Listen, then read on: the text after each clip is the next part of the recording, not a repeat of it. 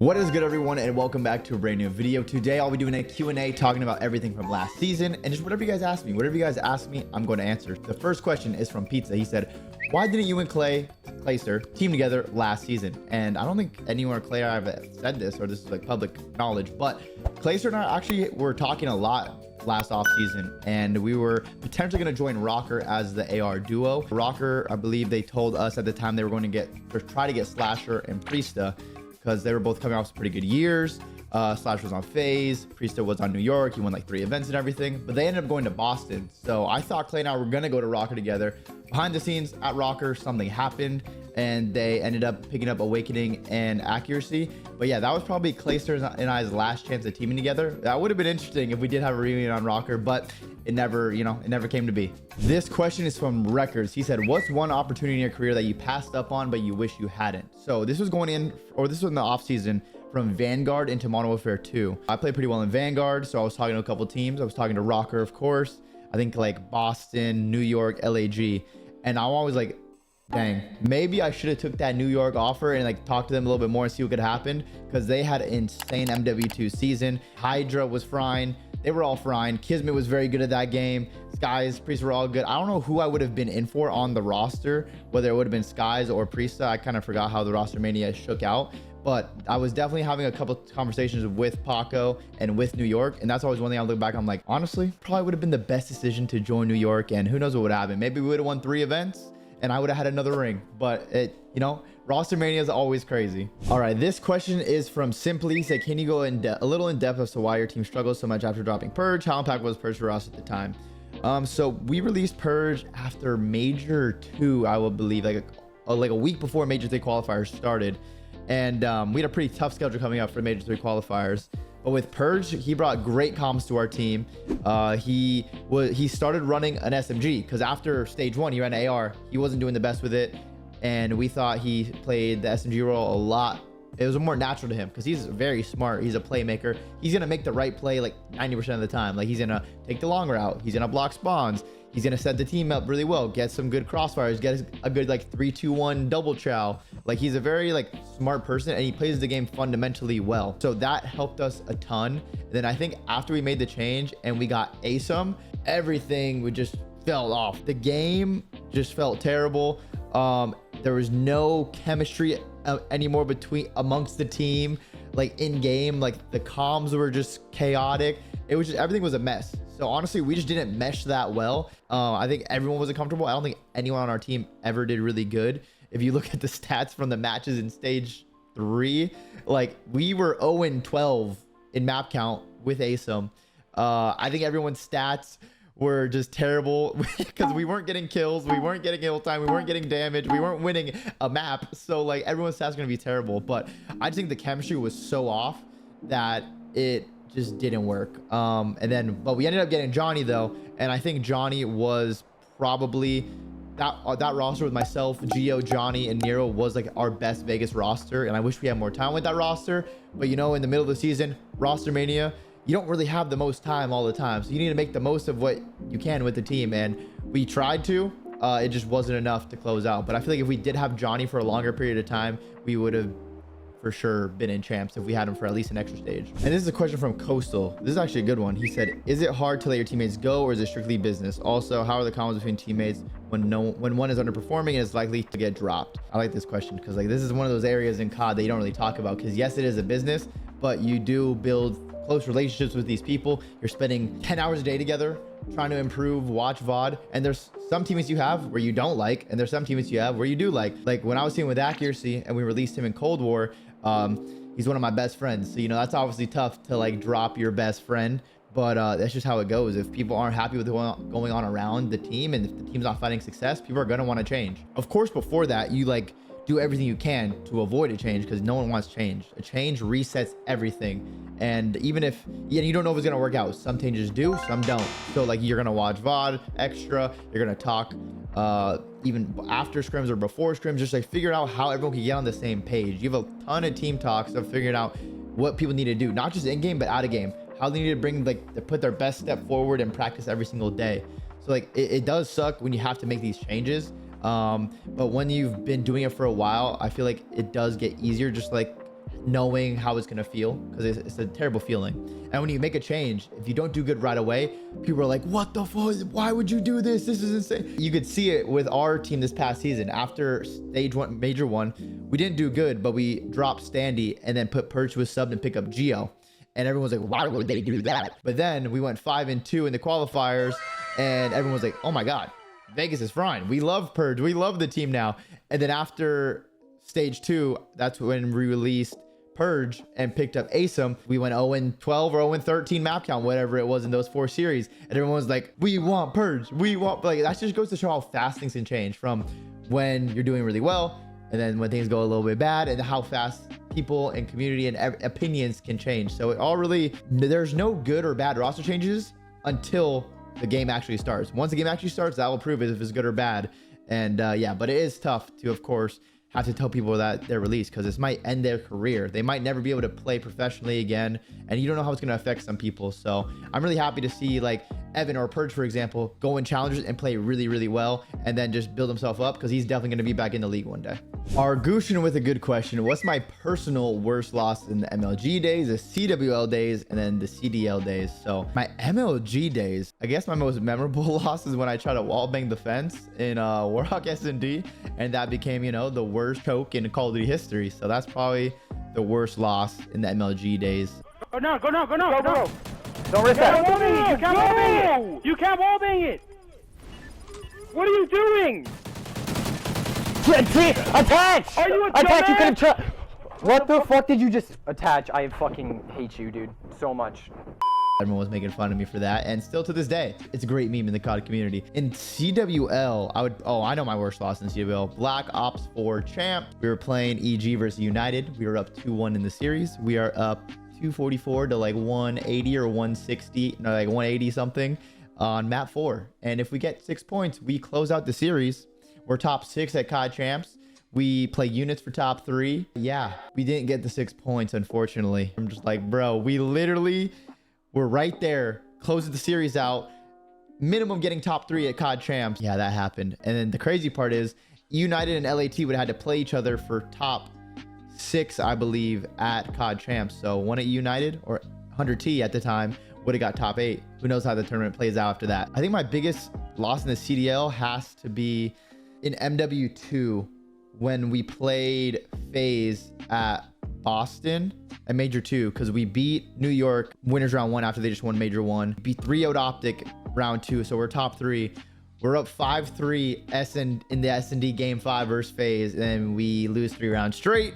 And instead of going to grand finals, we go play losers finals and get knocked out by LAT. But who knows what happens with our team in our season if we just beat FaZe, win one more round, beat FaZe, we're in the grand finals of Major 2. Or I'll give you another one. We were up 2-0 versus New York Subliners at COD champs last year, winners round 1, and we got reverse swept. Yeah, that was not a fun series, because who knows what happens again if we close out the series. We beat New York, we're in winners round 2 at COD champs, and the team New York that won COD champs last season is in losers round 1. So who knows what would have happened. But yeah, those are probably the most heartbreaking losses of my career.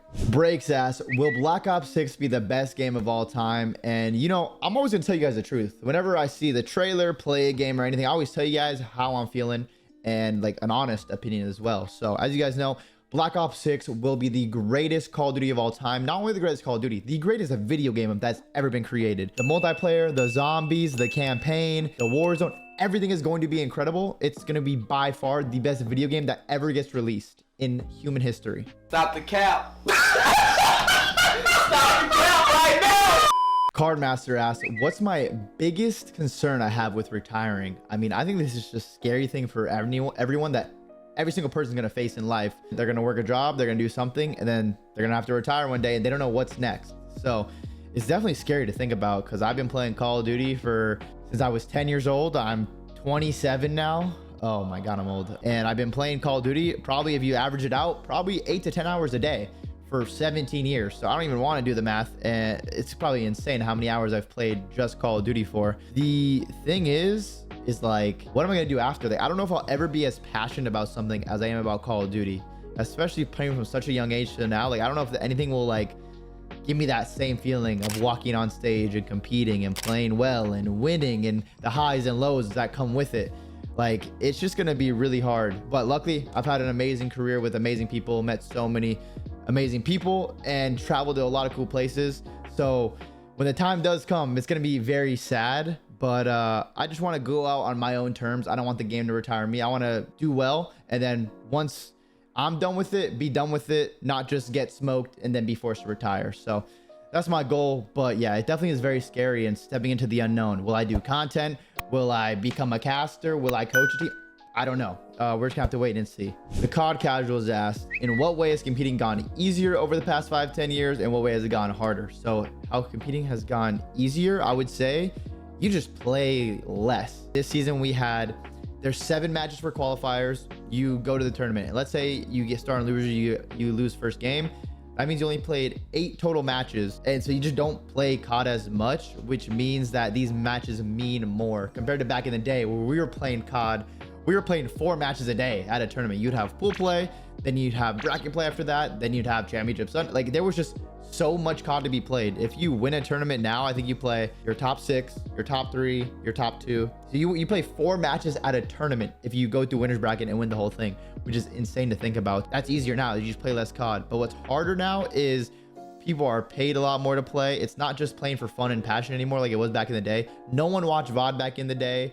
No one went into small little details in the science of the Call of Duty game. Like, it was just, you go, you play with your team, you have fun, you do roster mania after the tournament, then you go again. But now you're watching VOD every day. You're studying the game a lot more, which makes it harder. But personally, if you actually take advantage of that, it actually makes it easier. Like, I wish that I would have been watching VOD and some of my teammates back then, and like really studying to learn the game, because we would have won so much more because no one else was just doing that. But nowadays, it's just all about studying a lot more and figuring out the game as soon as possible. And honestly, that's what personally I find a lot of enjoyment doing. And I think that's why I love competing as much as I do right now, because you have to put your all into it, and it's so fun to just learn and see progress happen. This is a question from Mr. Aliota. Hopefully I said that right. I probably didn't. He said, I know it's long past at this point, but do you still think about the FaZe days and just being that team for so long? And are you still close to talk to the guys on the roster?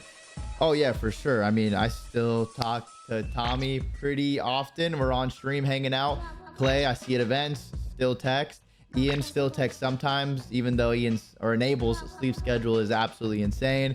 But I feel like when I retire, I'll probably even be talking to them more often and just playing games on stream and like hanging out. Because when you're competing, you don't really have time to like hang out and see people and play with people. Really, it's like you scrim, you maybe have a couple hours at night to stream and do stuff, but after that you have to go to sleep and wake up for scrims again. So you're just like so focused on the competitive world. And then, I mean, but just like the FaZe days were amazing, because that was just the early days. Like, it was just fun. Like the events, I'm sorry, but events will never feel like that again. Like, events were so fun back in the day. If you went, you know exactly what I'm talking about. It was just a vibe to be at the MLG Anaheim Convention Center and walk around, see people. You're at the hotel bar after, you're seeing everyone from players, supporters, just everyone. Like, it was just such a vibe and such a good time. And that's truly the golden era of COD. Even though there wasn't the most money involved or anything, it was just passion, fun times. It was just amazing. Like, it was the golden era. But yeah, like, I still love FaZe, all the FaZe people that took care of us back in the day, from Banks to Temper to Norden to Apex to Blaziken, Adapt to Tico, everyone who we were chilling with. Hopefully I didn't miss anyone, but all of them, I love all of them so much. And like, I just look back and there was just such good memories back in the day, just thinking when I would go chill at the New York FaZe house. And like back in the day, like, I was just a competitor. I'm a COD competitor, and those guys were actually at the top of the like YouTube. They were just YouTube running everything. So that was crazy to see.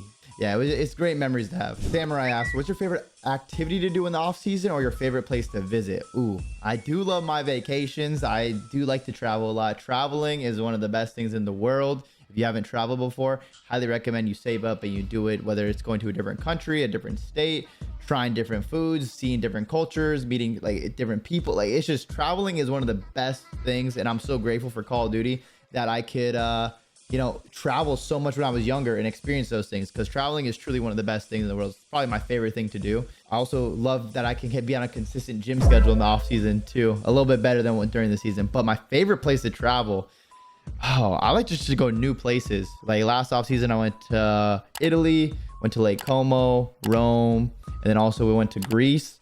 It was beautiful, amazing food, amazing places. I definitely would go back to those places this off season. I'm gonna go on a cruise for the first time ever.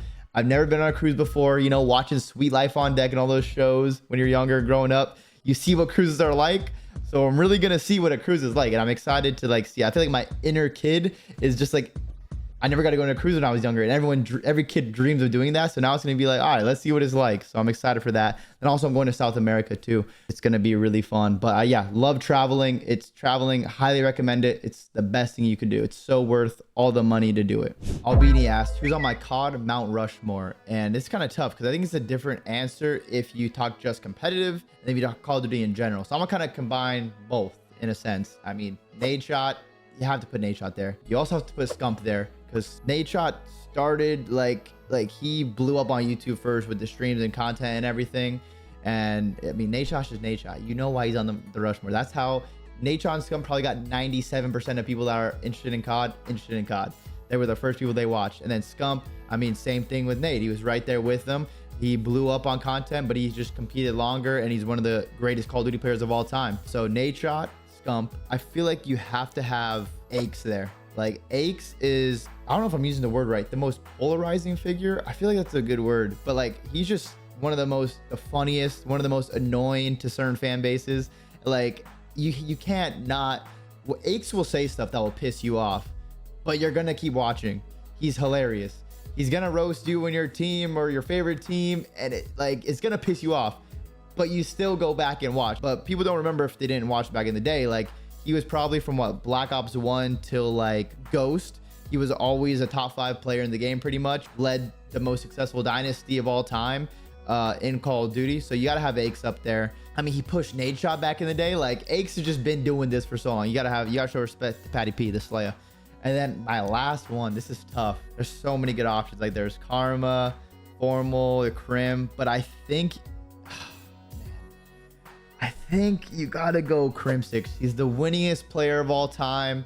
I mean, he has that mentality that everyone talks about. Guy was an absolute psychopath, but he always found a way to be successful and win in Call of Duty. He's an all or nothing type of dude, and you gotta respect that. And I mean, he was probably, like, Crim is probably one of the players that's up there as being the best player at a different amount of CODs, because he was in the argument for BO2, for Ghost, and just so many other games. Like, he just knew how to win. Yeah, I have to finalize it. Nadeshot, Scump, Aches, Crim6 as my Call of Duty Mount Rushmore. Bryce asked, how do you feel the Steelers team evolved you as a player or a leader with the team changes, role changes, new team? This is a good question, because this was definitely the craziest team I've been a part of as like age difference. I'm 27. 2 of my teammates to end the season, Johnny and Gio, were 20. Nero turned 22 during the season. So all my teams were very young. And it was just one of those times where I'm on the team where I'm like the sole leader, captain. But I had a great staff. I mean, Theory, Phoenix, JPR analysts were all amazing to work with, and they helped out so much.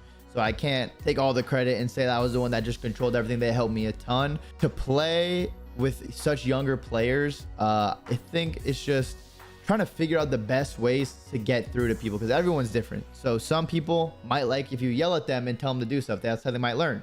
Some people might be a visual learner where you have to show them what to do. Some people, you might just be able to tell them what to do and they're going to do it. So like, it's figuring out the best ways to communicate and get the most out of those people. Let's take Nero, for example. Nero, one of the most talented players I've ever played with. One of the straightest shooters in Call of Duty for sure. Like, his gun skills up there with all the best SMGs in the game.